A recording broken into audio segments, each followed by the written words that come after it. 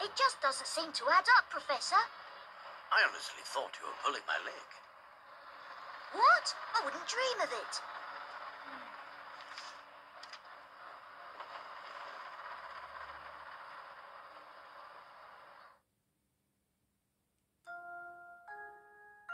Professor, I hope this letter finds you well. As for me, I am in quite a predicament. You see, the London we know and love has been thrown into absolute chaos. To complicate matters, the calamity I speak of does not take place in your time. This may be difficult to believe, but I am writing to you from 10 years in the future. I know this is a lot to take in, but I'll explain it all soon. For now, I ask that you head to the clock shop on Midland Road in Baldwin. I look forward to seeing you again. Your student, Luke Triton. Strange as it sounds, it seems that the author of this letter is none other than your future self, Luke. From my future self? But how is that even possible? I don't know, but it does raise the question. If this letter is indeed authentic, how did it get here? By time-traveling postman? Just joking, of course. But seriously, I think this mystery might be the strangest we've ever encountered. Indeed. And even in the future, you seem to need my help in solving it. Your constancy can be quite a comfort in these uncertain times, my boy. Well, thank you, I think. But back to the letter. How do we know it's real? Well, we haven't much to go on yet. But I can't help but think that this strange occurrence is connected to the terrible events of last week.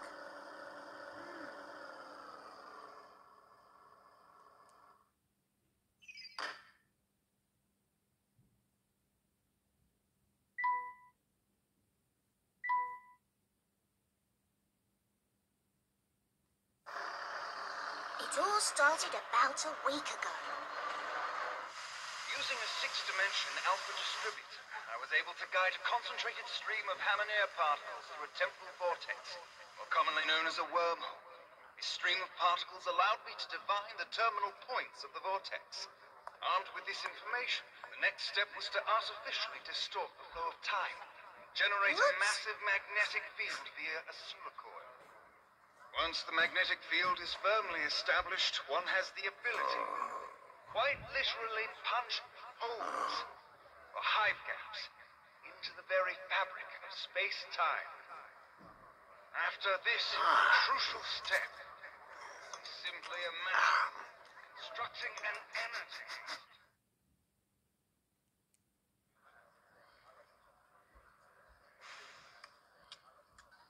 Quite the spread we have here, Inspector. Though, it does make me wonder what we did to deserve invitations to such a feast. It's obvious, Barton. I'm an influential man in the world of law enforcement. It's only natural I'd be invited to an important event such as this. I suppose that's possible. Possible, you say? Probable. Highly probable, sir.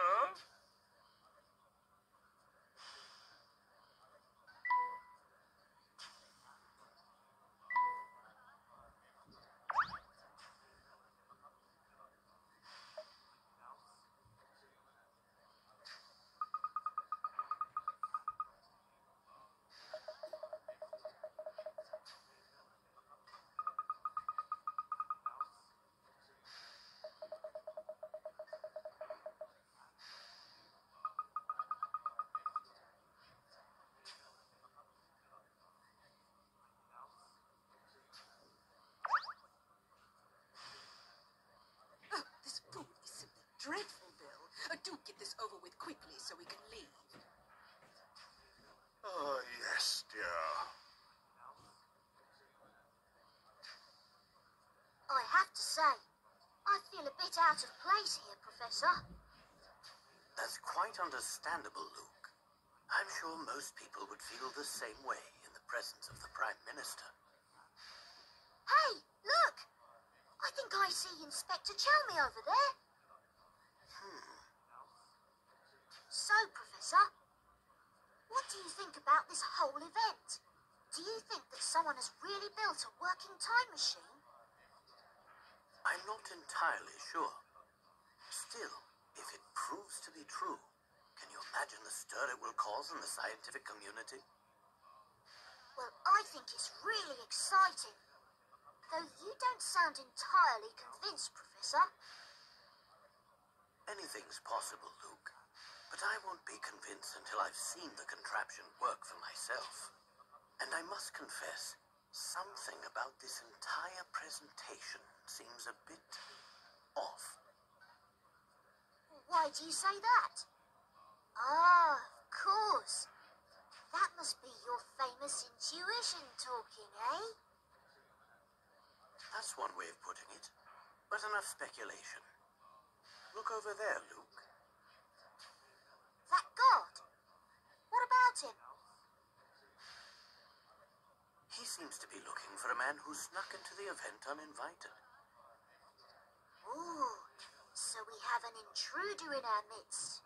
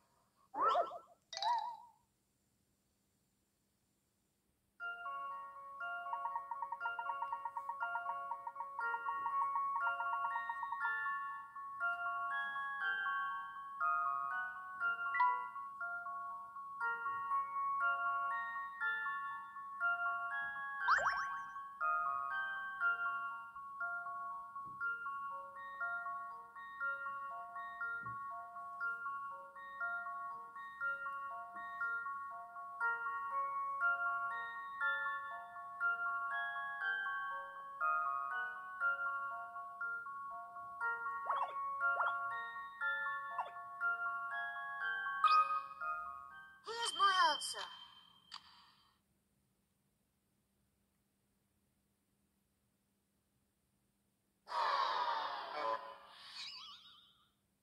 Let me think this through again.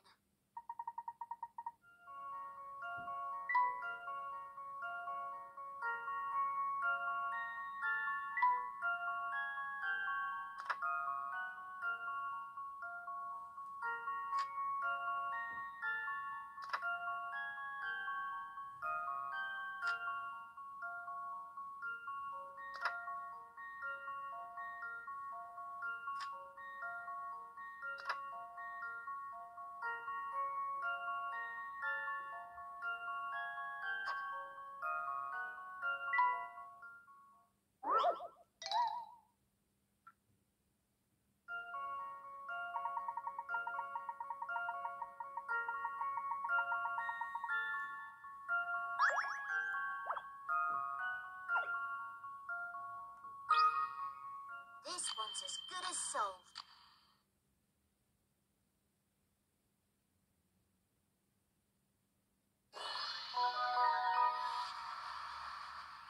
Phew, that's a relief.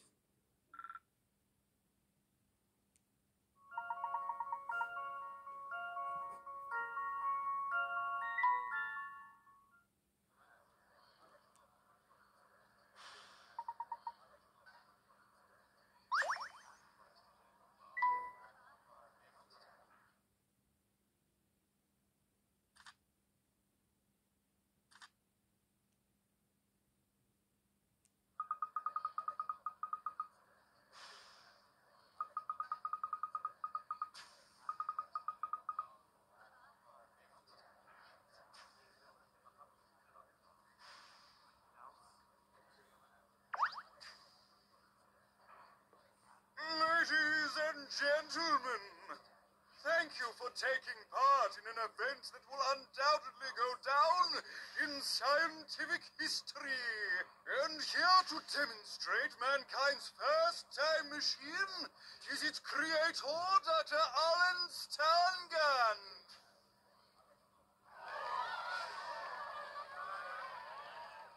Thank you, my esteemed colleagues. After years of research in the field of time travel, I am pleased to share the fruits of my labor.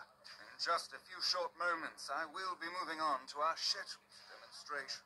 But first, I'm delighted to announce that Prime Minister Bill Hawkes is in attendance today. As such, I have reserved a very special seat for our very special guest. Please, join me on stage, Prime Minister. No need to be shy.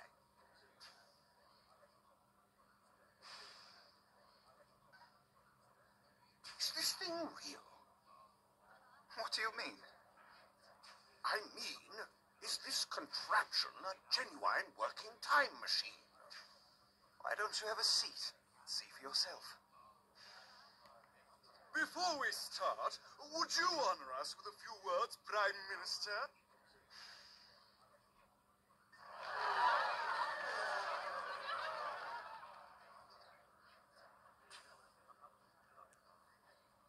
Good afternoon, everyone. Today is a monumental day, not only for our great nation, but for the entire human race. Since the beginning of time, we humans have strived to transcend our natural limits. We have conquered the skies and the seas, and we have even traveled to outer space. But the one frontier that has always eluded us is time.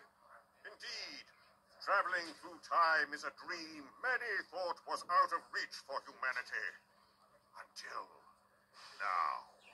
Ladies and gentlemen, I hope you will join me in ushering in a new era for mankind.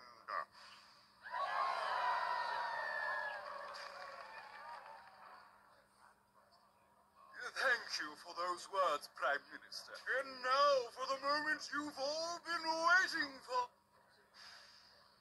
I have just one more request before we start. I'd very much appreciate the Prime Minister's assistance in this demonstration.